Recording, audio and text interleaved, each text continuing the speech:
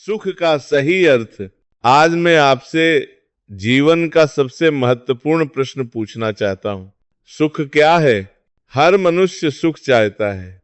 कोई इसे खुलकर स्वीकार करता है, कोई छुपा लेता है, लेकिन भीतर से हर इंसान सुख की ही खोज में है। कोई धन में सुख ढूंढ रहा है, कोई रिश्तों में, कोई मान सम्मान में, और कोई भोग विलास में। लेकिन फिर भी एक सच्चाई है, इतना सब होने के बाद भी मनुष्य अशांत क्यों है? क्योंकि उसने सुख का सही अर्थ समझा ही नहीं।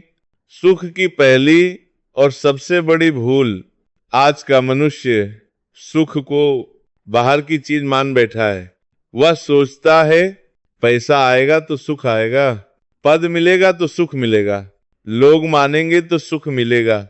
लेकिन जरा ध्यान से देखो, जिसके पास ये सब है वह भी चिंतित है, वह भी डर में जी रहा है।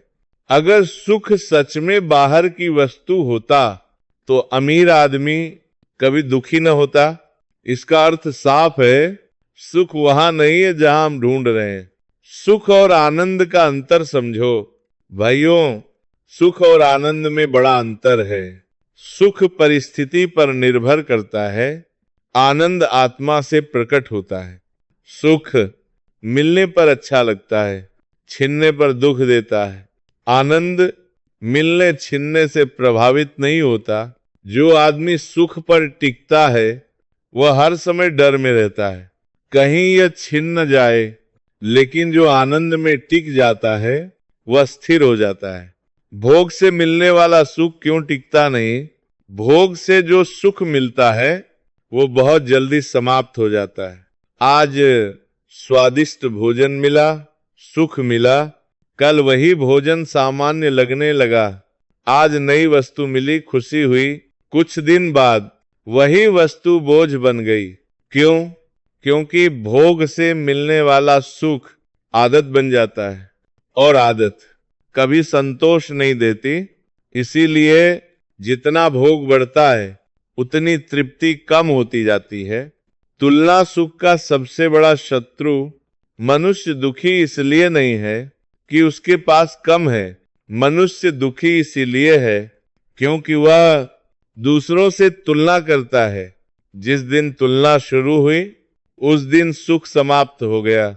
जो आदमी अपनी थाली की कद्र नहीं करता वह दूसरों की थाली देखकर कभी सुखी नहीं हो सकता। तुलना मनुष्य को हमेशा अपूर्ण महसूस कराती है। संतोष सुख की पहली सीढ़ी, संतोष सुख की शुरुआत है। संतोष का अर्थ ये नहीं कि प्रयास छोड़ दिए जाएं। संतोष का अर्थ है जो मिला है उसकी कृतज्ञता, जो नहीं मिला उसकी शिकायत नहीं। जिस दिन मनुष्य यह सीख लेता है जो मेरे पास है वह पर्याप्त है, उस दिन उसके भीतर सुकून उतरने लगता है।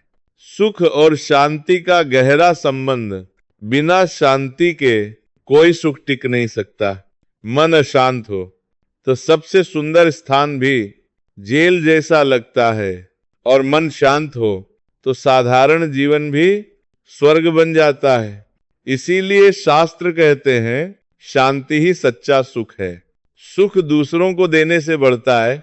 जो सुख सिर्फ अपने लिए होता है वह जल्दी समाप्त हो जाता है, लेकिन जो सुख दूसरों के चेहरे पर मुस्कान बनकर उभरता है वह कई गुना बढ़ जाता है। सेवा में जो आनंद है वह संग्रह में नहीं, जो दूसरों के काम आता है वह अंदर से हल्का और प्रसन्न रहता है। सुख का संबंध आत्मा से है। एक बहुत गहरी बात समझ लो, सुख कोई बाहरी वस्तु नहीं है, सुख आत्मा का स्वभाव है। आत्मा पूर्ण है, आत्मा शांत है, आत्मा तृप्त है। जब मनुष्य खुद को सिर्फ शरीर और इच्छाओं तक सीमित कर लेता है तब उसे लगता है कि सुख बाहर कहीं है। लेकिन जैसे ही वह ये समझता है मैं आत्मा हूं, वैसे ही सुख अंदर से प्रकट होने लगता है। ईश्वर से जुड़ना, सुख की जड़।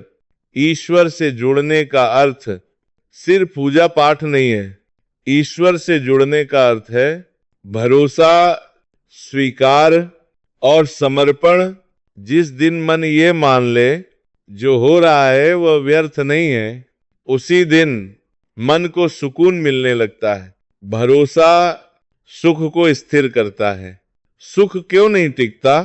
क्योंकि हम गलत जगह सुख ढूंढते हैं।